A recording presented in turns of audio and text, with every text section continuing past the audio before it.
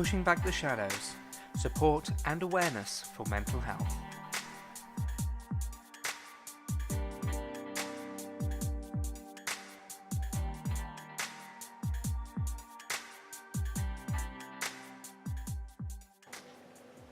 Hello, good morning, good evening, good afternoon to you watching wherever you are watching from, and welcome to this week's Community Picks. My name's Alex, I run Pushing Back the Shadows, and so I thought I'd do something a little bit different for you this week. I'm doing a video because I don't usually do many videos, and I thought it's a good thing to get involved in. So, without further ado, let me give you our Community Picks. First up, we have a post called Classroom to the Crisis Team. It's by Mr. D, and it's a great comparison between a good day and a bad day with mental health.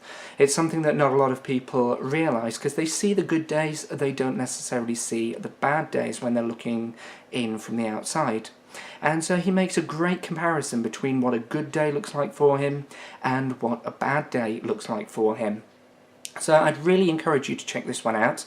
The link is below the video, as with all of the posts that I'm going to mention today. Next up, we have a short video. Now, this was sent to me by a guy called Stuart Hanna, who I've recently connected with on Twitter. He's a filmmaker, and he's made a short film about what it's like to live with OCD.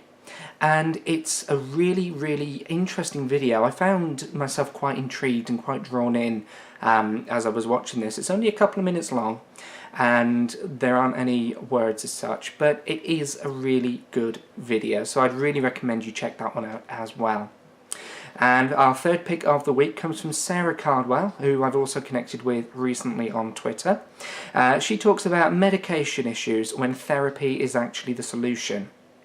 Now, those of you who followed the hashtag Meds Worked For Me that was going through the debate sometime last month, you'll have heard that I came down very strongly on the side of medication works for me, but also said it's about finding what works for you. If medication's the answer, great. If therapy's the answer, great. Whatever works for you. Now, Sarah takes medication, but she feels that therapy is much more beneficial for her. But she says there are problems with both, and it's a really, really good perspective to read. And I found it, while reading it, I found it really, really interesting, especially given the number of medications she's on and some of the effects that comes from that. Last but not least, we have our Patreon section where people do advertise with us, and we've got one of the latest posts from Shirley Davis. It's called The Freedom of Responsibility.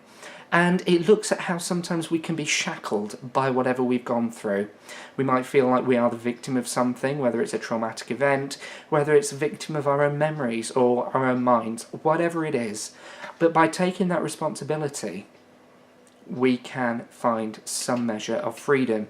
Now, she does say, do not take out a contract on your life before you've read the entire post, which I did just that, and it's a really, really interesting read. It's something that I've not thought about.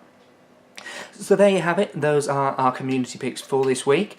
There are of course some tweets coming your way and some Facebook posts as well, so do be sure to check those out on our community page as well. But that's all from me, I'll see you next time on our community picks. Take care.